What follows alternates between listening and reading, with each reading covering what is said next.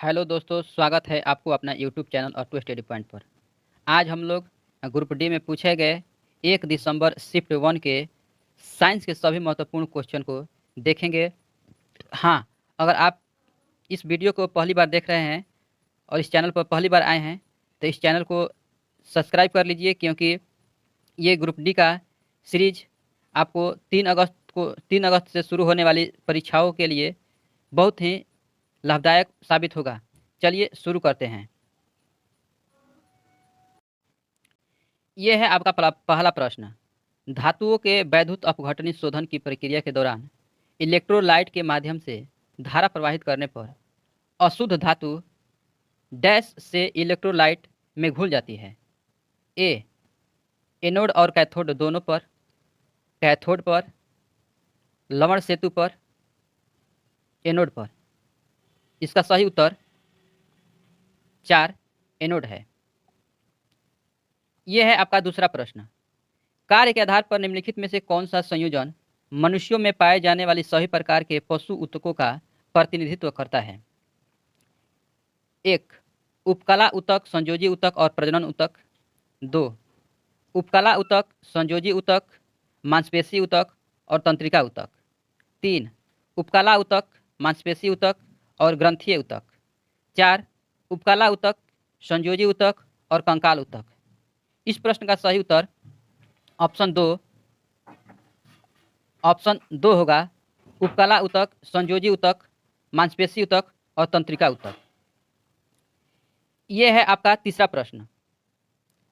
कौन से प्लास्टिड में ऐसे वर्णक होते हैं जो पौधे को उनका पीला, नारंगी या लाल रंग देते हैं? 1, एमिलोप्लास्ट। 2, क्रोमोप्लास्ट। 3, ल्यूकोप्लास्ट। 4, क्लोरोप्लास्ट। इसका सही उत्तर 2, क्रोमोप्लास्ट है। यह है आपका चौथा प्रश्न। संभारिकों का कौन सा गुण हमेशा भिन्न होता है? 1, द्रव्यमान संख्या। 2, न्यूक्लियन की संख्या। 3, इलेक्ट्रॉनों की संख्या। 4, परमाणु संख्या। इसका सही उत्तर 4, परमाणु संख्या है। यह है आपका पांचवा प्रश्न। कौन सी गैस मुख्य रूप से ग्रीन हाउस प्रभाव के लिए जिम्मेदार है और जीवाश्म ईंधन के जलने पर निकलती है? 1, carbon dioxide. 2, nitrogen. 3, hydrogen. 4, oxygen. इसका सही उत्तर 1, कार्बन डाइऑक्साइड है। यह है आपका छठा प्रश्न। यदि लंबा कैपिटल टी बौना स्मॉल टी पर प्रभावित है और गोल बीज कैपिटल आर झुर्रीदार स्मॉल आर पर प्रभावित है, तो उस पौधे के जीनोटाइप को पहचानें जो बौना कद और गोल बीज को दर्शाता है। ऑप्शन ए है capital T small R R, छोटा टी बड़ा आर आर, बड़ा टी छोटा टी बड़ा आर आर, बड़ा टी छोटा टी बड़ा आर छोटा आर। इसका सही उत्तर ऑप्शन 2 है, छोटा टी बड़ा आर आर। यह है आपका सातवां प्रश्न। निम्नलिखित में से कौन सा अवलोकन पुष्टि करता है कि एक विलयन अम्लीय है? 1, मिथाइल ऑरेंज पीला, फेनफ्थलीन गुलाबी, लिटमस नीला। 2, मिथाइल ऑरेंज लाल, फेनफ्थलीन रंगीन, लिटमस लाल। 3, मिथाइल ऑरेंज पीला, फेनफ्थलीन रंगीन, लिटमस लाल। 4, मिथाइल ऑरेंज लाल, फेनफ्थलीन गुलाबी, लिटमस लाल। इसका सही उत्तर ऑप्शन 2 है, मिथाइल ऑरेंज लाल, फेनफ्थलीन रंगीन और लिटमस लाल। यह है आपका आठवां प्रश्न। पुरुष प्रजनन प्रणाली में वास डिफरेंस का मुख्य कार्य क्या है? 1, शरीर के तापमान को नियंत्रित करना। 2, वीर्य द्रव का स्राव। 3, शुक्राणु उत्पादन। 4, अधिवृषण से मूत्रमार्ग तक शुक्राणु का परिवहन। इसका सही उत्तर 4 है, अधिवृषण से मूत्रमार्ग तक शुक्राणु का परिवहन। यह है आपका 9वां प्रश्न। चुंबकीय क्षेत्र रेखाओं के बारे में निम्नलिखित में से कौन सा कथन सत्य है?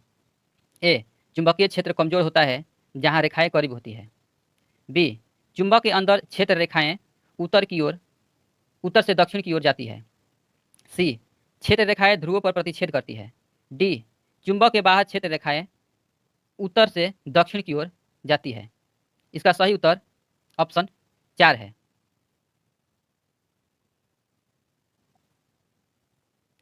चुंबक के बाहर क्षेत्र रेखाएं उत्तर से दक्षिण की ओर जाती है। यह है आपका 10वां प्रश्न। कोशिका में लाइसोसोम की क्या भूमिका है? प्रोटीन का भंडारण, एटीपी का उत्पादन, उत्पादों का परिवहन करना, विदेशी सामग्री को पहुंचाना। इसका सही उत्तर डी, विदेशी सामग्री को पहुंचाना है। यह है आपका 11वां प्रश्न। फार्मिक एसिड का सूत्र क्या है? C2H6O, HCOOH, C2H4O2, D, C2H5OH। इसका सही उत्तर ऑप्शन बी, HCOOH है।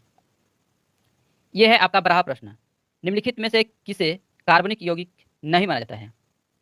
Sodium carbonate, acetic acid, methane, ethanol. इसका सही उत्तर ऑप्शन ए, सोडियम कार्बोनेट है, क्योंकि कार्बनिक यौगिक हम लोग उसको कहते हैं जिसमें कार्बन और हाइड्रोजन का बंध होता है। ऑप्शन ए में कहीं भी हाइड्रोजन नहीं है, इसलिए इसका सही उत्तर सोडियम कार्बोनेट होगा। यह है आपका 13वां प्रश्न। एक समान गति के बारे में निम्नलिखित में से कौन सा कथन गलत है?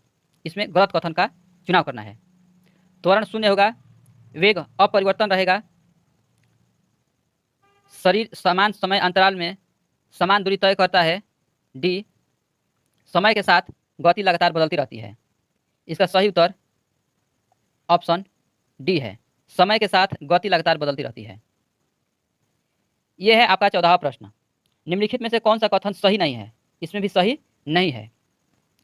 एक त्रिज्या नहीं है, ये प्रिज्म है। एक प्रिज्म में आपतित किरण और निर्गत किरण हमेशा समानांतर होता है। विचलन कोण आपतित किरण और निर्गत किरण के बीच का कोण होता है। एक प्रिज्म में निर्गत किरण प्रिज्म के आधार पर प्रिज्म की ओर झुक जाती है जब आपतित किरण आधार की ओर से आती है। एक प्रिज्म में यदि सफेद प्रकाश का प्रयोग किया जाता है तो विक्षेपण हो जाता है। इसका सही उत्तर ऑप्शन ए गलत है। एक प्रिज्म में आपतित किरण और निर्गत किरण हमेशा समानांतर होती है, यह कथन गलत है, क्योंकि इसमें गलत का चिन्ह था। यह है आपका 15वां प्रश्न। एक वस्तु को सीधी ऊपर की ओर फेंका जाता है और वह अधिकतम 20 मीटर ऊंचाई तक जाती है। यदि हम g बराबर 10 मीटर पर सेकंड स्क्वायर लेते हैं तो वस्तु को फेंकते समय उसकी प्रारंभिक गति क्या थी?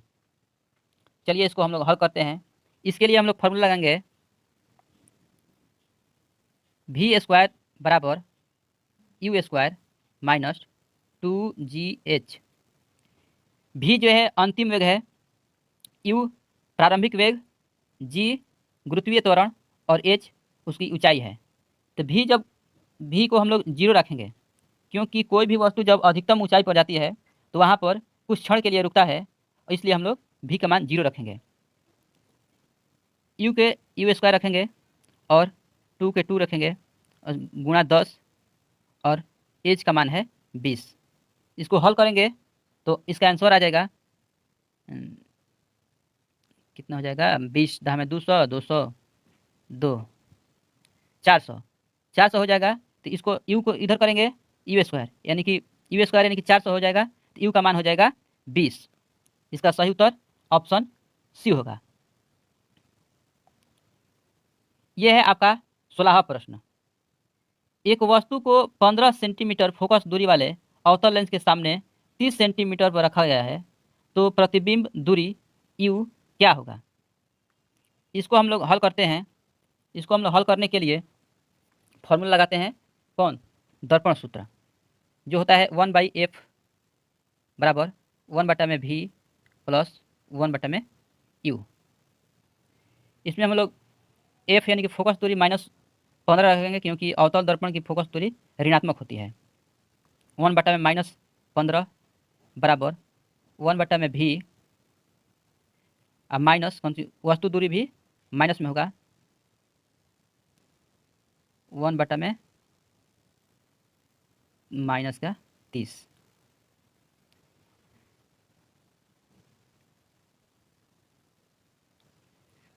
इसको हल करेंगे तो हम लोग आ जाएगा ऑप्शन नंबर ए होगा। यह है आपका 17वां प्रश्न। एक 20 न्यूटन का शुद्ध क्षैतिज बल 4 केजी के एक ब्लॉक पर 5 सेकंड के लिए लगता है तो शुरू में स्थित है जो शुरू में स्थित है ब्लॉक की अंतिम गति क्या है। तो सबसे पहले इसको हम लोग त्वरण का मान निकालेंगे जो होता है ए बराबर एफ बटा में एम। एफ का मान कितना है 20 बटा में एम। एम कितना है 4 केजी। घटाएंगे उसको तो 5 आ जाएगा। उसके बाद हम लोग अंतिम वेग निकालेंगे। तो अंतिम वेग बराबर होता है अंतिम वेग बराबर होता है प्रारंभिक वेग प्लस कोष्ट में होता है त्वरण गुणा समय। तो प्रारंभिक वेग यहाँ पर 0 रखेंगे और प्लस त्वरण का मान 5 और गुणे समय का मान भी 5, इसलिए इसका 25 हो जाएगा। देखते हैं 25 ऑप्शन कौन सा है। तो इसमें है ऑप्शन 4 जो कि सही उत्तर है। यह है आपका 18वां प्रश्न। निम्नलिखित में से कौन सा तरंग के आयाम को सही ढंग से परिभाषित करता है। 1 प्रति सेकंड कंपन की संख्या, वह गति जिससे तरंग यात्रा करती है। 3 दो लगातार शिखरों के बीच की दूरी। 4 कोण का अपनी माध्य स्थिति से अधिकतम विस्थापन। इसका उत्तर आप लोग का 4 सही है कि कोण का अपनी माध्य स्थिति से अधिकतम विस्थापन। यह है आपका 19वां प्रश्न। एक ही पदार्थ के दो तारों की लंबाई बराबर है लेकिन उसके अनुप्रस्थ काट का क्षेत्रफल का अनुपात 1:4 है, तो उनके प्रतिरोधों का अनुपात क्या होगा। यहाँ पर हम लोग 1:4 दिया है, तो इसमें 4:1 हो जाएगा। यह है आपका 20वां प्रश्न। सामान्य परिस्थितियों में निम्नलिखित में से कौन सा कार्बन यौगिक नीली गैर धूमिल ज्वाला के साथ जलता है। एथेनॉल, मिट्टी का तेल, कोयला, डीजल। इसका सही उत्तर ए एथेनॉल होगा। यह है आपका 21वां प्रश्न। एक मशीन W जूल कार्य 30 सेकेंड में करती है। मशीन की शक्ति P वाट को निम्नलिखित में से किस संबंध द्वारा सही ढंग से दर्शाया गया है। 1 P बराबर W² बटा में T। 2 P बराबर W गुणे T। P बराबर W बटा में T। 4 P बराबर W² T। इसका सही उत्तर 3 होगा, P बराबर W बाई T। ये है आपका 22वां प्रश्न।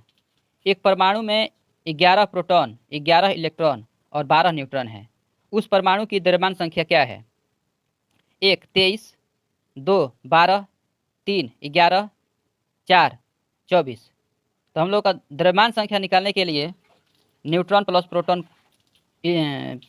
प्रोटॉन करेंगे, जो कि जोड़ने पर 11 + 12 को जोड़ने पर 23 होगा। इसलिए इसका उत्तर ऑप्शन 1 सही है। यह है आपका 23वां प्रश्न। निम्नलिखित में से कौन यौन प्रजनन करने वाले जानवरों में आनुवांशिक भिन्नता सुनिश्चित करता है। युग्मक माइटोसिस द्वारा बनते हैं। निषेचन शरीर के अंदर होता है। संतानों को दोनों माता पिता से जीन प्राप्त होते हैं। केवल एक माता पिता शामिल होते हैं। इसका सही उत्तर ऑप्शन 3 संतानों को दोनों माता पिता के जीन प्राप्त होते हैं। यह है आपका 24वां प्रश्न। बोर के परमाणु मॉडल के अनुसार इलेक्ट्रॉन नाभि के चारों ओर डैश में घूमते हैं। विविक्त कक्षाओं में, यादृच्छिक पथ पर, सीधी रेखाओं पर, अंडाकार पथ पर। इसका सही उत्तर ए विविक्त कक्षाओं में है। यह है आपका लास्ट प्रश्न जो कि 25वां है। निम्नलिखित में से कौन सा वनों और जैव विविधता के संरक्षण का एक प्रमुख लक्ष्य है। विरासत में मिली जैव विविधता को संरक्षित करना। 2 राष्ट्रीय उद्यानों का विस्तार करना। 3 वनों के अधिक औद्योगिक उपयोग की अनुमति देना, 4 पर्यटन को बढ़ावा देना। इसका सही उत्तर ऑप्शन 1 विरासत में मिली जैव विविधता को संरक्षित करना है। आप लोग को यह वीडियो अच्छी लगी हो तो लाइक कीजिए, शेयर कीजिए और सब्सक्राइब कर लीजिए, ताकि आने वाले जो भी वीडियो है आपको जल्द से जल्द मिले। धन्यवाद।